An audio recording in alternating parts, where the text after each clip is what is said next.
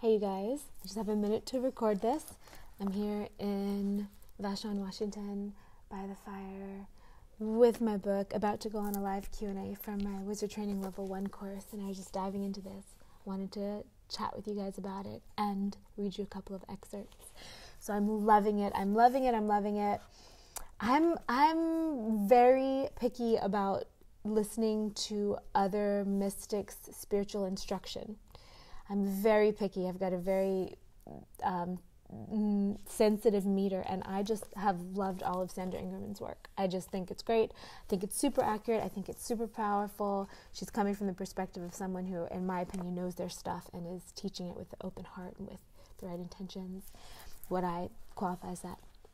Okay, here's some little excerpts. So you'll see how amazing this is. By the way, speaking of altars, earth, air, fire, and water, here we've got some fire. There we go. Boom for you guys.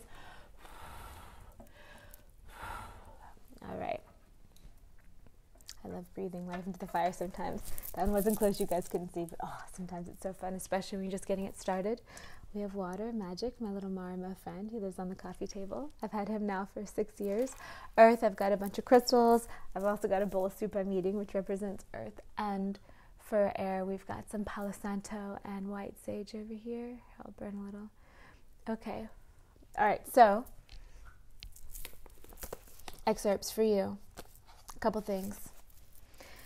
Setting up an altar creates sacred space. One way to create space is by setting up an altar. The purpose of setting up an altar in a room in your house is to help you move out of an ordinary state of consciousness where you're thinking about your day and move into a state where your psyche knows you're getting ready for special work. I, Sandra Ingerman, live in the high desert in Santa Fe, where we are often in drought. I place a little bowl of water or rose water on my altar to honor the spirit of the land with the gift of water. Here's an aside for those of you guys who've been in droughts, who've had fires, that kind of thing. Be creative. Think about being able to give in your little micro expression what the land needs. Okay, back to the book.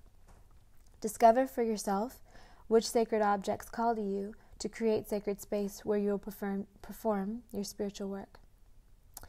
For many people, creating an altar provides a place of comfort to visit any time between your ceremonial work. It is a wonderful place to pray and will bring you tranquility as you sit in silence. After big transformations occur in your life, consider changing your altar to reflect the new phase of life you're stepping into. Also, this is great to do it, for instance, the turn of the year, which is about to happen on the 21st, 22nd. That's when the solar year 2018 ends and the solar year 2019 begins. Speaking of, you can create an altar outside where you do your ceremonial work. Gather beautiful objects that are meaningful to you and place them on the land.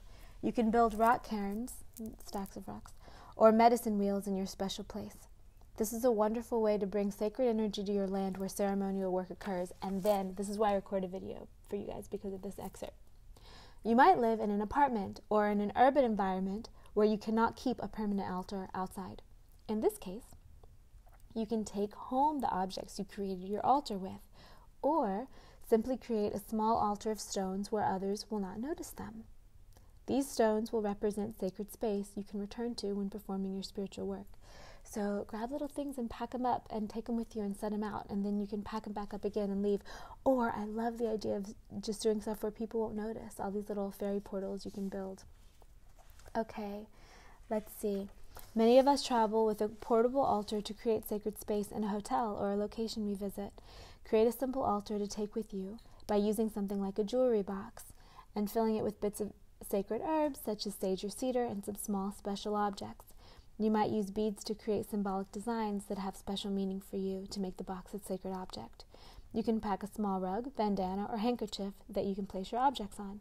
You might travel with a special photo, rock, crystal, or representation of a helping spirit to place on your altar. You might bring a votive candle to use when appropriate. Okay, I just want to say, no matter what you believe in, you could believe that the universe is all completely one consciousness, which I do believe is true, and you can just level up yourself. And I think that doing ritual, especially when it's things like to heal the earth or to manifest something in your life, done with the intention that it bless the all, just taps into your own higher level state of consciousness. Just like at any given time, we can tap into the consciousness of the earth. We are part of that, or the galaxy. Oh, wow, interesting. Anyways, all right. Use your imagination and feel excitement rising as you envision an altar for your house, office, the land you live on, or a park you perform ceremonies in, and a traveling altar to create sacred space wherever you go. Okay, one more little thing about working with earth, air, water, and fire. Once in an interview about ceremony, the interviewer said, "You said something that I thought was really beautiful and interesting, that the elements that we might be working with and the helping spirits that we have invoked are reading our heart and not necessarily what's going on in our mind." So good.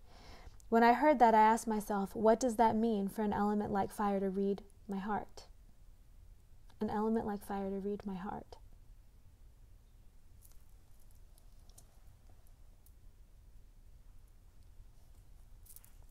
Back to the book.